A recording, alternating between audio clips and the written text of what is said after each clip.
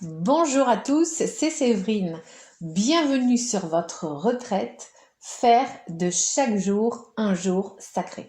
Alors j'espère que votre retraite de carême se passe bien, que vous êtes dans la joie et dans la paix du Christ.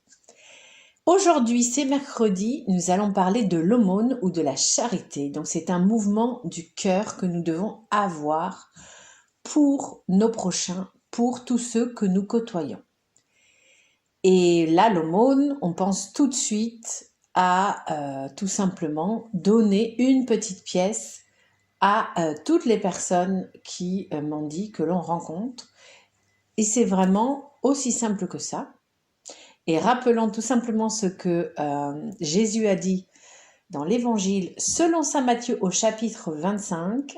Chaque fois que vous l'avez fait à l'un de ces plus petits de mes frères, c'est à moi que vous l'avez fait. Donc il ne faut jamais oublier que c'est notre devoir de chrétien de donner aux plus pauvres.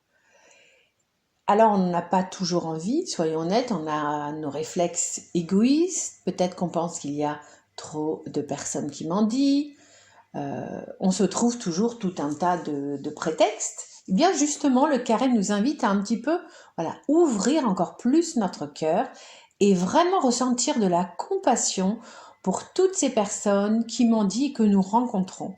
C'est vraiment ce que Dieu attend en premier de tout chrétien. La première chose, c'est vraiment d'ouvrir son cœur. Et pour nous motiver, Jésus nous dit que tout simplement, quand on fait du bien à quelqu'un, c'est à lui qu'on le fait. Et là, on a envie de faire du bien à Jésus, voilà, on aime Jésus. C'est notre frère, notre maître, notre ami. On sait que il a tellement souffert pour nous, qu'il nous aime tellement qu'on a envie de lui faire plaisir.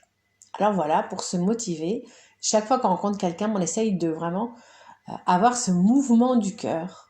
Et si on ne l'a pas, bien on demande, voilà, ça peut être une demande, Seigneur, ouvre mon cœur, donne-moi un cœur plus généreux.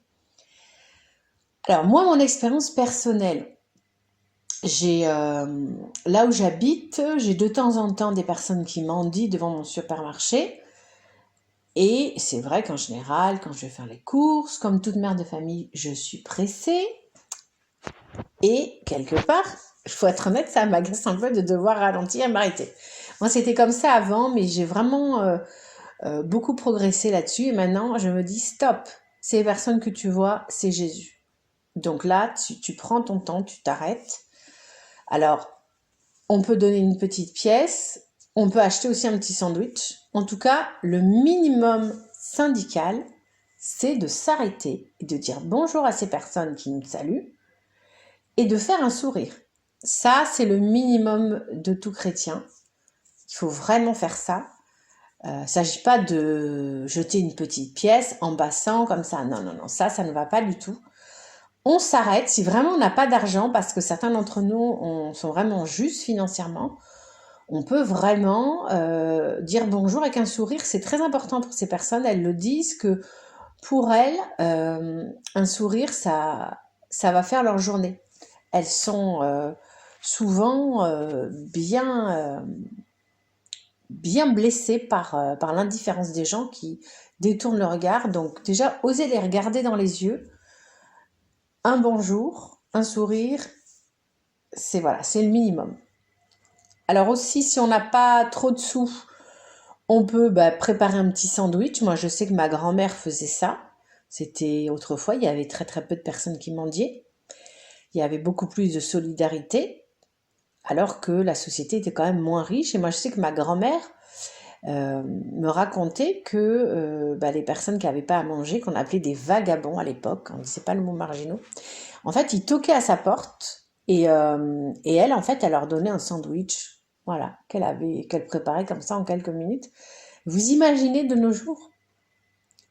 Mais comment on réagirait si on avait comme ça des personnes SDF qui venaient toquer à notre porte, et est-ce qu'on leur ferait un sandwich? Je crois qu'on est vraiment une société qui s'est énormément endurcie. Et je pense que le carême pourrait être bien une occasion de réfléchir à ça. On peut aussi donner évidemment ça ce qu'on fait souvent plus facilement aux associations caritatives.